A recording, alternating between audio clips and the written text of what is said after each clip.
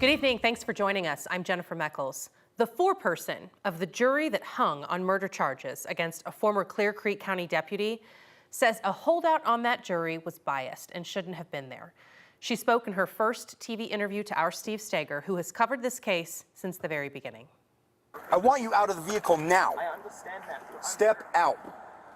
It was hard to watch. Christy Engelkirk says she knew nothing about the shooting of Christian Glass until she got a jury summons. She'd never seen the video before she sat on the jury. Now she's watched it 5 times.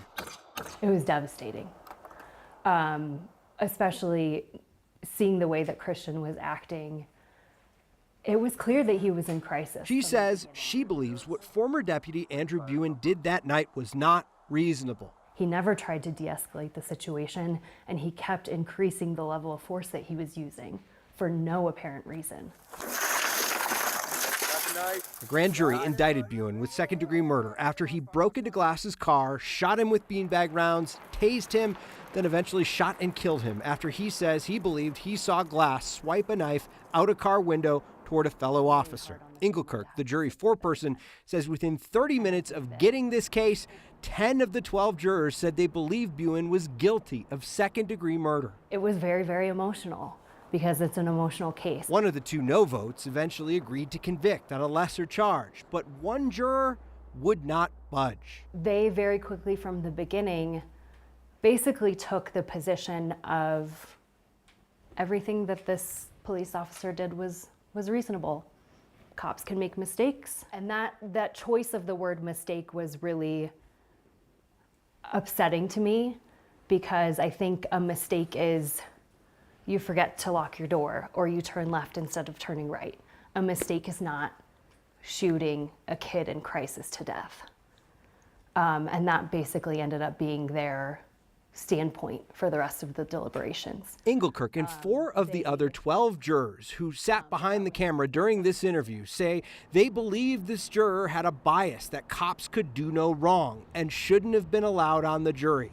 For 2 days, they say they tried to reason with the holdout, finishing with a hypothetical. If I am in that officer's position just as a regular human being, not as an officer, and I have the choice to shoot and kill this person versus the risk of maybe my friend getting slashed by a knife. Every day I am choosing for my friend to get slashed by that knife rather than me shoot and kill someone. And I posed that question to this person and they said no.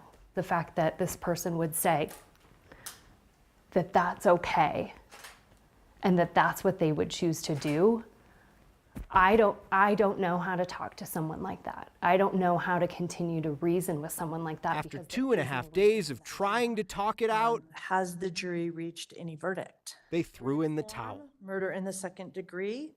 The form indicates we, the jury, could not reach a verdict on this charge. Engelkirk and others were in tears in the jury box. I am so sad for his family that they had to go through this.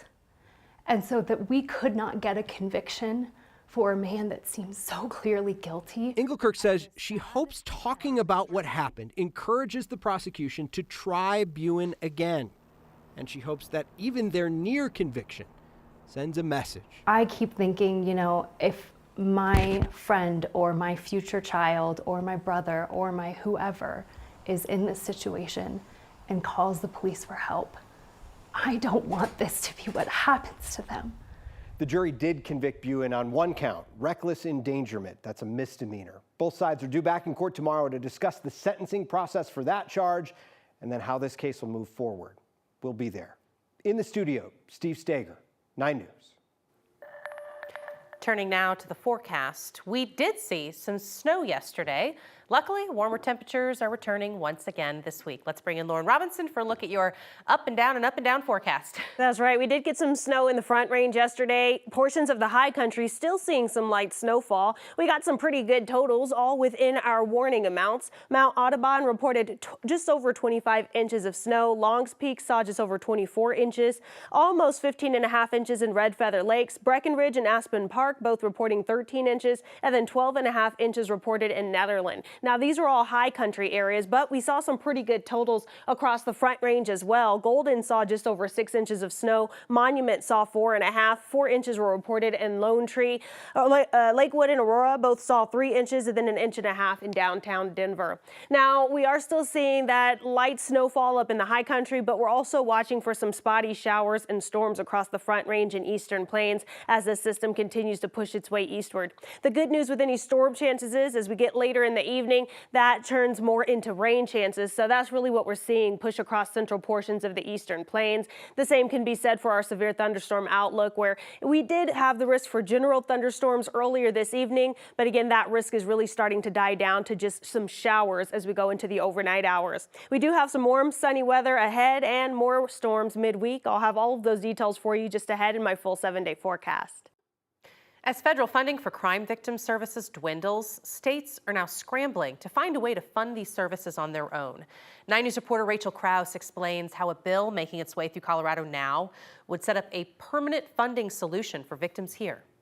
You know, people don't really think about victim services until you need them. Nobody thinks they're going to be a victim. But now, services that people rely on after they've been victims of a crime are under threat. Bree Franklin with the Colorado Coalition Against Sexual Assault says VOCA, or the Victims of Crime Act's federal funding, has dropped sharply in recent years. The fund has decreased 90% since 2017, and just this last year, it's decreased by half, by 50% from last year. But with VOCA funds drying up, Franklin says vital services like counseling and crisis intervention are at risk for deep cuts, even program closures. Yeah, the thought of losing those, I don't know where victims would go then. So to have this kind of hanging over our head of the possibility of jobs being lost, services being lost, doors being closed, nowhere for victims to go is not okay.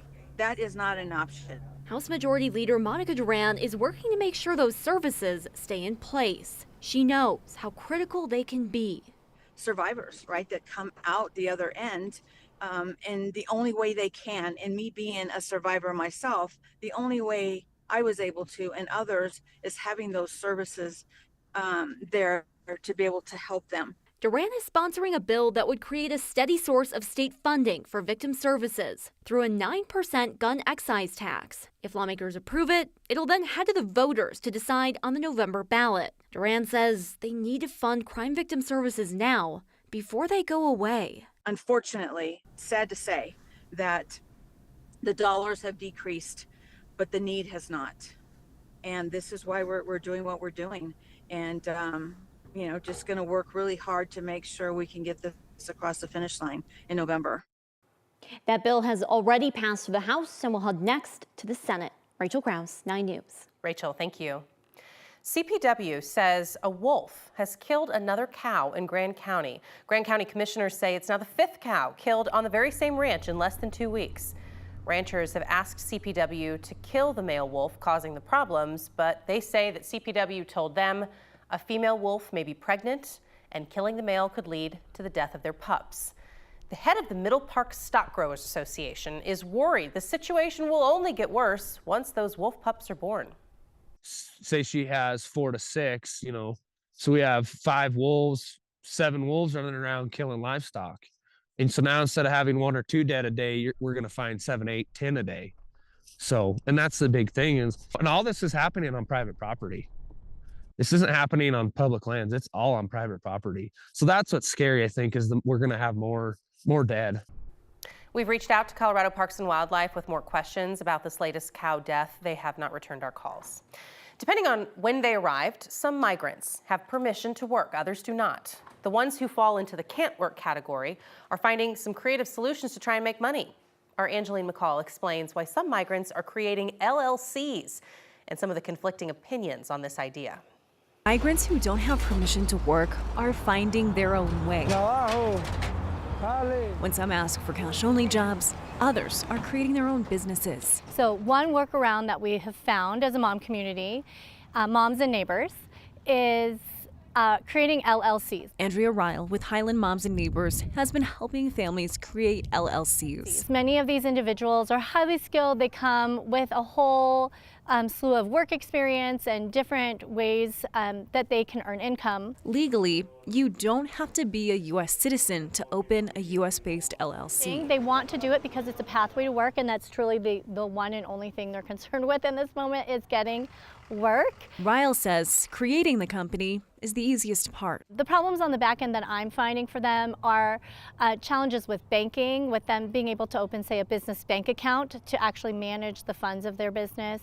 Once the LLCs are created, they can file taxes, and another business can then contract that LLC, giving them a way to work without a permit in their hand. Our economy has lots of space to increase in this moment. Again, this would just be good for all of us. It literally makes them less dependent on any handouts from community in this moment, which is not what they want. They want to work, and it increases the economy for all of us. We talked to a lot of tax experts. Some would tell migrants to go for it. Others say they wouldn't advise creating an LLC without a foreign passport, which is something that many Venezuelans don't have. Other people who are critical of the move say that entrepreneurship needs support, something that is easier for long-standing immigrant communities, less so for newly arriving migrants. But legally speaking, very possible, but some people still consider it a risk. Jenny? Interesting. I guess for each person, they'll decide for themselves. All right, Angeline, thank you.